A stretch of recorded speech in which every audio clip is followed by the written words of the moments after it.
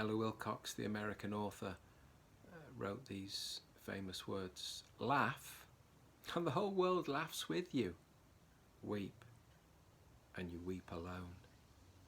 Now, they're very cynical words, but tragically, people have proved them to be true.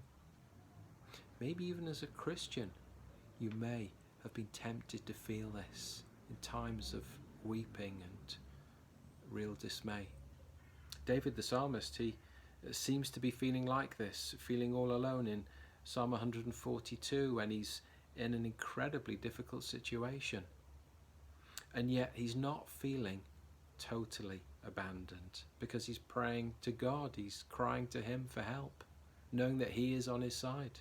And it's a good reminder for us never to trust our feelings. Even though we may feel all abandoned and lonely, it is not true for us as God's people, and we trust truth, not feelings. But David pours his heart out to God and he asks for help, because he says in verse 4, I've looked all around, Lord, and I'm looking for anyone who's concerned for me, and there isn't anyone.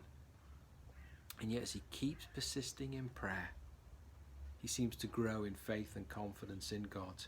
He goes on here and he says that God is, verse 5, his refuge and his portion in the land of the living. He says, verse 6, he's in desperate need, but he's trusting in God even though others are overpowering him. And here right at the end, verse 7, this is his conclusion he comes to after pouring his heart out to God and asking for his help. Then the righteous will gather about me. You will send your people, Lord, to help me because of your goodness to me.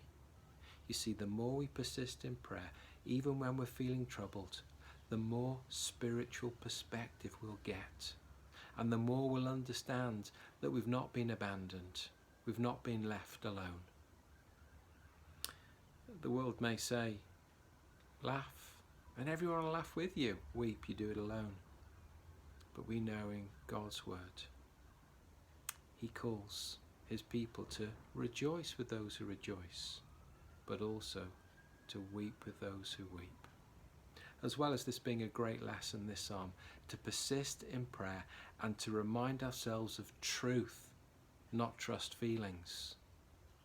Maybe it's also a good prompt as well to look out for those, maybe even our brothers and sisters who do feel a little bit lonely, maybe even abandoned, and remind them not to trust their feelings.